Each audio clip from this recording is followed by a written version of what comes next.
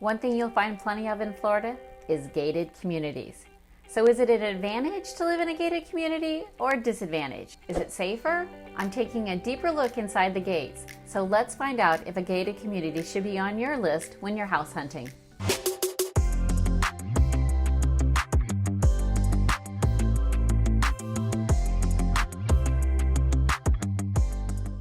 Hi everyone, I am Lisa McBride with Keller Williams Realty Select in Sarasota and Lakewood Ranch. If you're new to my channel, thanks so much for watching and visiting. And if you're a returning viewer, I really appreciate your continued support. As always, don't forget to subscribe, hit that bell button so you're notified when I post new videos, and leave comments below. If there's something that I can be of help with, please let me know.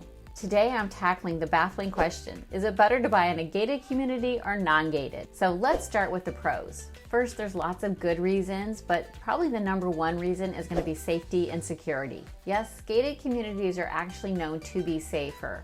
Homes in gated neighborhoods are 33% less likely to be broken into than non-gated. Also, there's a lot more privacy and reduced traffic. If you've ever tried to drive through a gated neighborhood just to check it out and see if you might like this area, you're going to quickly realize you are not allowed in to just drive around. Roads in gated neighborhoods are all private, and therefore it is perfectly legal to restrict guests, which is going to in turn limit the amount of cars on the road and making it much more private. There's a sense of community in a gated neighborhood. Now, I believe the neighbors are the most important part of wherever we live.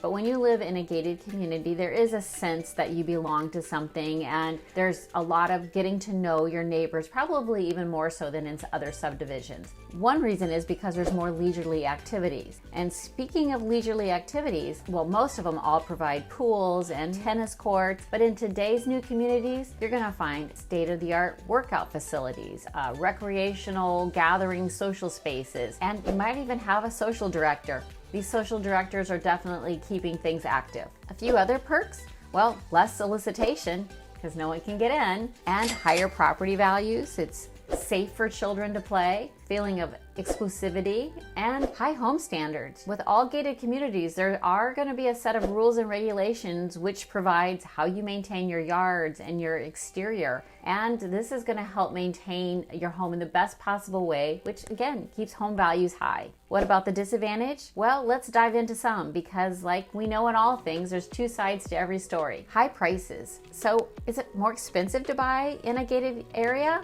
Well, nationally it is stated that homes in gated areas will sell for $30,000 more than non-gated. However, I'm not so sure I would agree with all that in Sarasota. Homes may be a bit more expensive, but I know plenty of non-gated neighborhoods that are quite expensive in the area.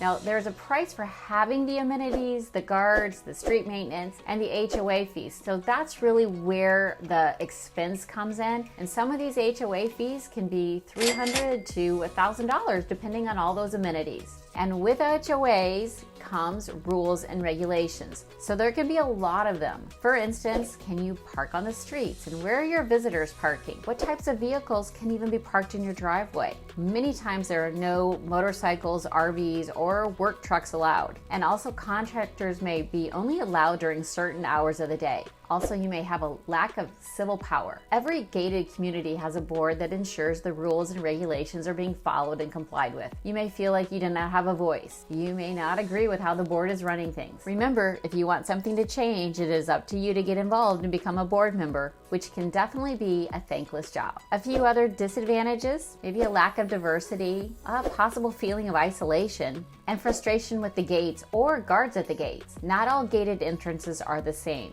Some communities do have guards monitoring who is coming and going, and they stop you and get your name and all the information. Others are going to have key boxes where you punch in the code, and you can share that code with your friends or family members or contractors, anyone that you want, which definitely takes into consideration, does that keep it safe or not? And then today we also have a hybrid, which is you come in and you have to put your government ID into a little slot, and somebody comes across a speaker verifying it's you and asking what address you're going to and the name of the owner. So there's many different ways that the gates and guards and the guard boxes are all set up. So does that help you decide whether you should live in a gated community or not?